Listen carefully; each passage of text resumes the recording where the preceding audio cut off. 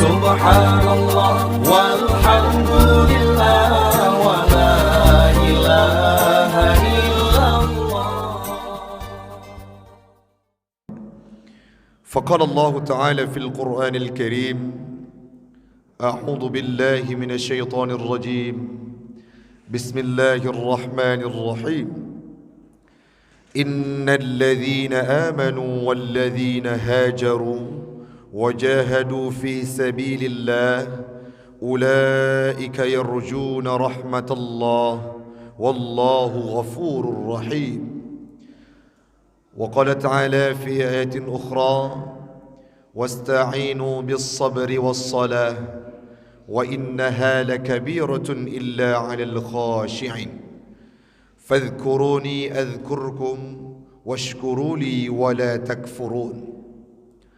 صدق الله العظيم وصدق النبي رسوله الكريم ونحن على ذلك من الشاهدين والشاكرين. إلهي أنت مقصودي ورضاك مطلوبي أعطني محبتك ومعرفتك. Jamaah sidang solat Jumat sekeyakinan seakidah yang kami muliakan, marilah di awal perjumpaan kita pada siang yang berbahagia ini kita hantarkan puji syukur kita kehadirat Allah Subhanahu wa taala yang telah menghidupkan kita dalam tahun baru Islam, yakni tahun 1443 Hijriah, yang mana sudah kita lewati satu tahun sebelumnya yang di dalamnya terdapat segudang cerita yang insya-Allah akan kita robah di masa yang akan datang. Selawat dan salam keharibaan baginda Rasulullah sallallahu alaihi wasallam, seorang nabi yang dipilih oleh Allah, diberikan cobaan yang sangat berat, ditimpakan dengan rintangan dan halangan dalam kehidupan beliau, sehingga Allah menetapkan sebuah ketentuan kepada beliau untuk hijrah dan rihlah berangkat menuju ke kota Madinah. Di sana beliau menghembuskan nafas terakhirnya dalam menegakkan akidah Islam. Selawat dan salam pula kepada al dan sahabat beliau sekalian yang telah memberikan kontribusi terbaik mereka untuk Islam, agama yang kita cintai, dengan berkat para keluarga dan sahabat Nabi lah sehingga Islam itu hadir dalam relung hati kita hamba Allah. Semoga kalimat Islam, kalimat la ilaha illallah akan mampu mengantarkan kita menghadap Allah saat ajal merenggut nyawa yang berada dalam pribadi kita masing-masing. Yang kita hormati imam syekh masjid, seluruh jamaah Jumat sekeyakinan seakidah yang kami muliakan, yang tidak mungkin kita sebutkan namanya satu persatu. InsyaAllah semuanya kita akan dimuliakan oleh Allah, dan kelak kita mohon kepada Allah disatukan kita hari ini seperti hari ini dan kelak di yaumil qiyamah dalam syurganya Allah, Jannatul Firdaus, Jannatul Ma'wa, bersama baginda Rasul Nabi Muhammad sallallahu alaihi wasallam. Amin. Amin ya rabbal alamin. Hamba Allah, orang syi'lun adun yang luntuan pemulia. Tepatnya hari ini kita sudah berada di tanggal 11 Muharram. Artinya 10 hari sudah kita lalui dalam tahun baru Islam. Kita sebagai orang yang berKTP-kan Islam, kita sebagai orang yang menganut agama Islam, sudah sepantasnya, sudah seharusnya dalam kehidupan orang-orang yang menganut agama Islam ini mengenal dengan kalimat hijrah ataupun dengan tata cara, aliran, ajaran untuk hijrah dari suatu tempat ke tempat yang lain. Ada segudang pertanyaan yang diajukan, Ustaz Tengku, kiban makna hijrah yang dimaksud, sedangkan kita kadangkala istiqamah di suatu tempat sampai ajal merenggut nyawa. Hijrah, hakikat hijrah hamba Allah, dalam tafsir yang pernah kami baca, yang dimaksud dengan hijrah adalah berpindah dari suatu tempat ke tempat yang lain. Bila kita pun tidak berpindah secara fisik, artinya ada perpindahan sifat, ada perpindahan hal dari sebuah hal yang tidak baik menuju ke kondisi yang baik dalam persepsi kita hamba Allah. Setahun kita hidup, tidak ada orang yang mampu menjamin, bahkan saya sendiri sebagai orator pada hari ini, akankah saya mampu menjamin bahwa setahun itu saya tidak bergelimang dengan maksiat? Akankah saya mampu menjamin setahun itu tidak pernah melakukan kesalahan dan kesilapan? Tidak ada manusia yang mampu menjamin dirinya bersih selama 1 tahun. Artinya keburukannya itu, keburukan yang telah kita lakukan selama setahun itu, akan ada perubahan di tahun yang baru ini hamba Allah. Tepatnya dalam bulan Muharram menjadi acuan, menjadi sebuah bulan yang membangun semangat kita untuk merubah dari pribadi yang tidak baik menjadi pribadi yang baik di tahun 1443 Hijrah ini hamba Allah. Tengku zaman lun pernah bro dengan dengan sesama tetangga. Tengku zaman lun pernah salah kata dengan sanak keluarga dan saudara. Dulunya saya meninggalkan ibadah, meninggalkan salat di tahun lalu. Tahun ini marilah sama-sama kita hijrah dan di tahun baru Hijriah sebagaimana yang telah diimplementasikan oleh junjungan alam semesta kita, yakni Rasulullah. Upaya-upaya yang dilakukan beliau untuk menghijrahkan orang-orang yang berada dalam kaum jahiliyah yang biadabnya luar biasa. Bagaimana kejahatan yang dilakukan oleh orang-orang jahiliyah kala itu. Jangankan kita, jangankan manusia, binatang saja tidak bermakna dalam persepsi mereka. Kibanhan urung si'lun adun ado yang luntuan pemulia. Orang jahiliyah itu kalau ingin memakan binatang tidak disembeli, artinya ingin makan kaki binatang, genek pajuh, aki lemau, aki unta, maka kakinya saja yang dipotong dan dimasak. Melirih kesakitan binatang, maka masa jahiliyah jangankan manusia, binatang saja tertindas luar biasa. Datang Muhammad untuk membawa peradaban Islam, menghijrahkan, memuallafkan, memasukkan orang-orang yang jahiliyah dalam Islam.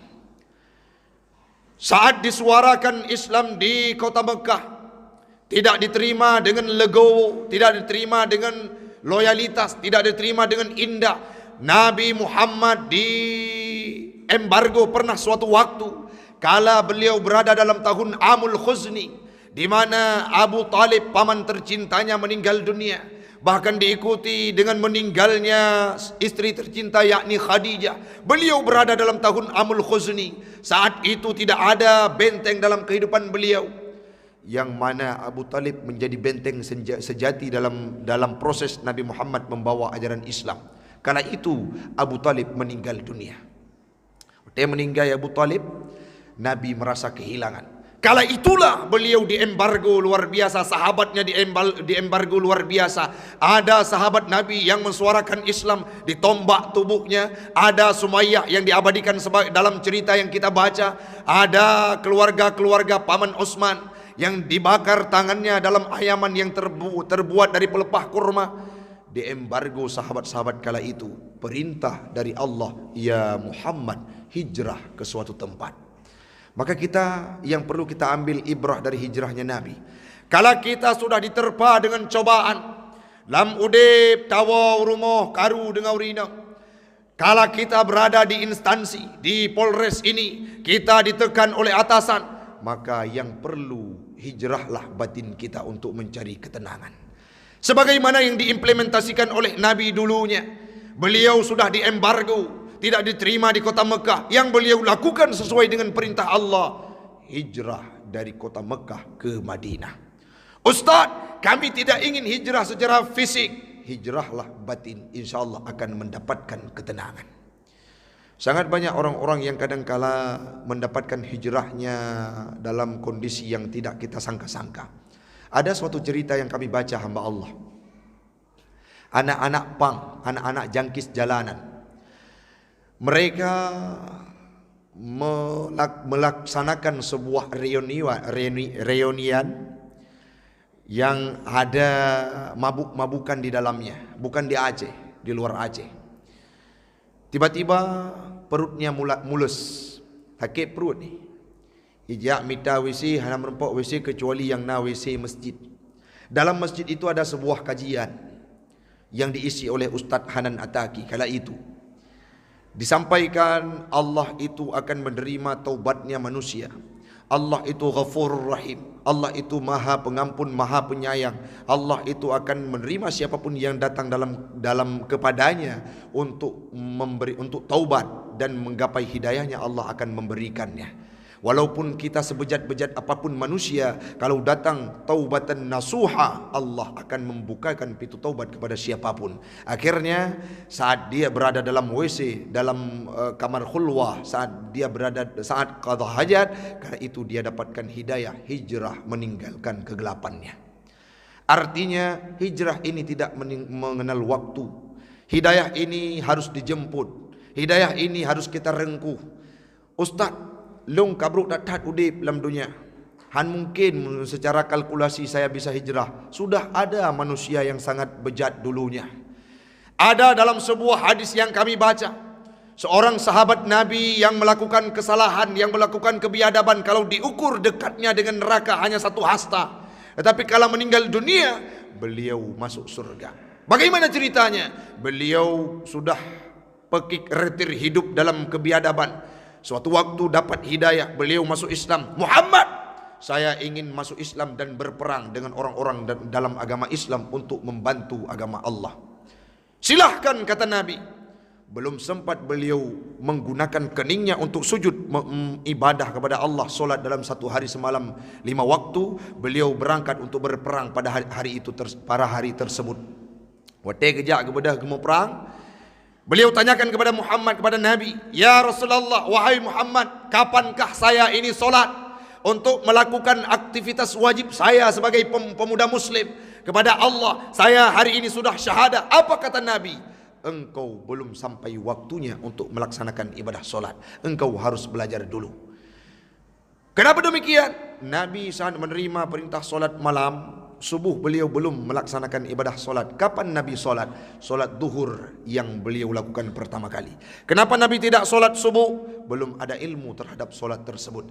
Maka diimplementasikan, disampaikan kepada sahabat yang tadinya masuk Islam, berperang bersama Nabi. Belum sampai waktu untuk melaksanakan ibadah solat, berperanglah. InsyaAllah kelar perang kita akan solat menghadap Allah. Waktu gemu perang, karena saking semangatnya, ditebas oleh pedang lawan sehingga gugur di medan perang. Nabi Muhammad berdiri tegak berkata, wahai sahabatku, inilah orang yang belum pernah menggunakan keningnya untuk sujud menghadap Allah, tetapi hari ini sudah menjadi para syuhada dan diprioritaskan surga oleh Allah. Kenapa?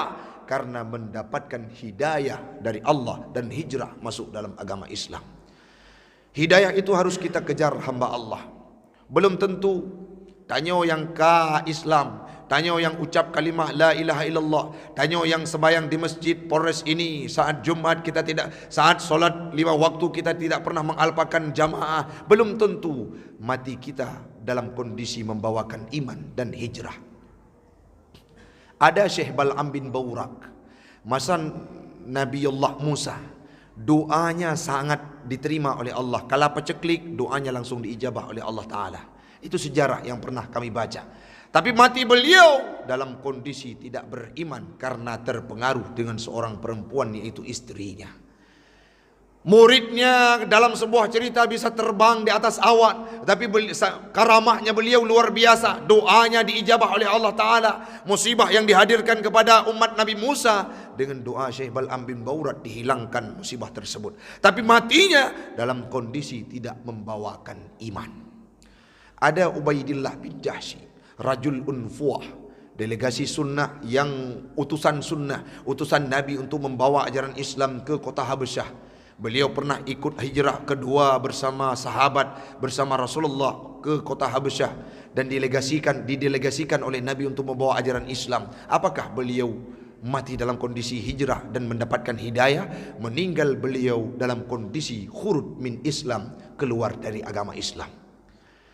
Ada pula seorang muazzin Masa Nabi Muhammad naik azan ke tempat yang tinggi.